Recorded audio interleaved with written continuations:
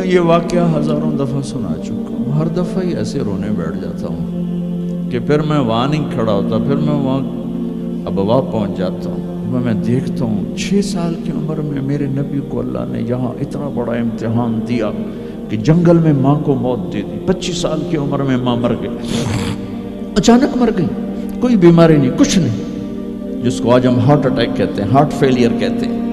اتنا آخری جملہ کہا، کل حی میت و کل جدید بال وقد ولدت طہرا، بولا نہیں جا رہا تھا تو بجھتے بجھتے بھڑکتی شمع نے کہا، بیٹا ہر زندہ نے مرنا ہے، ہر جوانی نے ڈھلنا ہے، لگتا ہے تیری ماں کا آخر آ چکا ہے، لیکن میں نے ایک بچہ جنا ہے جو سارے عالم کو پاک کر دے گا۔ اور شمع خاموش ہوگی۔ کس طرح انہیں دفن کیا، میں وہاں کھڑا یہی سوچتا رہا کہ یہاں قبر بنائی کیسے ہوگی، تو پتھر ہیں، کوئی لوگ گزرے ہوں گے یا پتھر جوڑ کے۔ جب ایمن نوکرانی ساتھ ہیں، ان کو لے کر نیچے اتری، اونٹنی کے قریب پہنچی تو آپ نے ہاتھ چھڑایا اور پھر بھاگے، پہاڑی پہ چڑھ گئے۔ ایمن پیچھے گئیں تو وہ منظر تھا کہ شاید اس وقت عرش بھی رو رہا ہوگا کہ اللہ کے نبی نے ماں کی قبر کو چمٹایا ہوتا سینے کے ساتھ، قبر پہ ایسے گرے پڑے تھے۔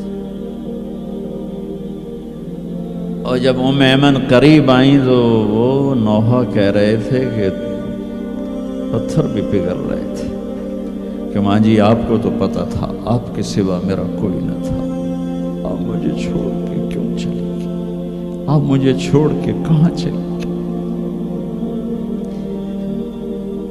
ایمن نے اٹھانا چاہا، انکار کر دے گا، میں نہیں جاتا، میں نہیں ماں کو چھوڑ کے جاتا۔ کھینچ کے لے گئی، گھسٹتا ہوا بچہ پہاڑ سے اتارا۔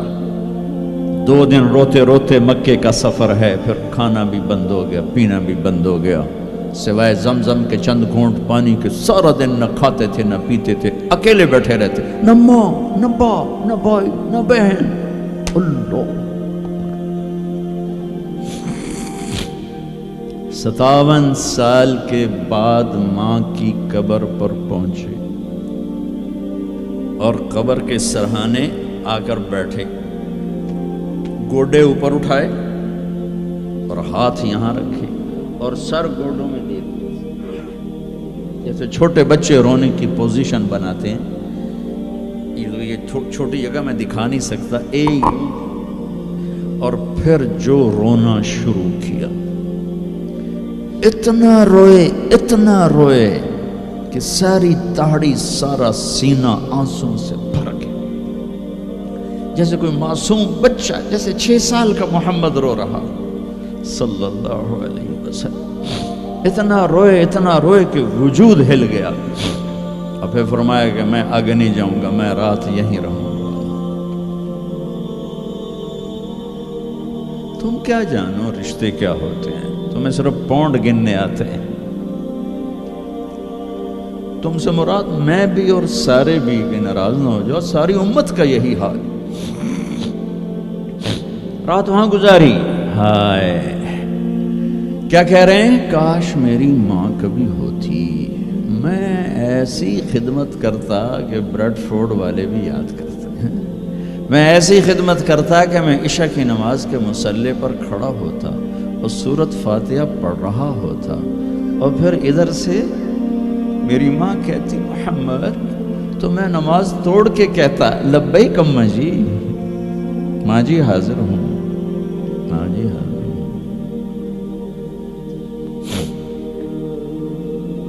مچھلی کھانا چھوٹا گناہ ہے، شراب بیچنا بڑا گناہ ہے، سود کھانا بڑا گناہ ہے، ڈرگ بیچنا بڑا گناہ ہے، چوری ڈاکے ظلم و ستم کیا امت نہیں کر رہی، بے گناہ قتل، جھوٹے الزام تہمتیں، کیا حشر کر دیا جنید جمشید کا۔ یہ اسلام ہے۔ اتنے نیک انسان، 17 سال سے اللہ کا نام لینے والا، اس پہ گستاخ کی تہمتیں، یہ امت کیا منہ دکھائے گی اللہ اس کے رسول کو، کہ جس نے منافقوں کو سینے سے لگایا۔ عبداللہ بن ابی جیسوں کے جنازے پڑھ دے. کہاں چلے گئے, کہاں ڈوب کے. اتنا زوال, اتنی اندھیری رات ہے کہ امید ہی ختم ہو گئی کہ پتہ نہیں دن بھی چڑھے گا کہ.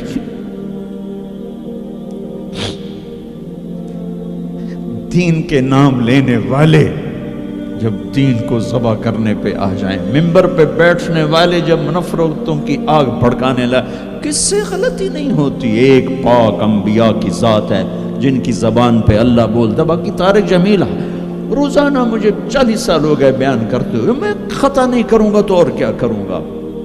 مجھ سے پوچھو تو صحیح, میں غلطی سے کہہ گئے, جان بوجھ کے کہہ گئے, ہو سکتا میں نے غلطی سے کہہ دیا.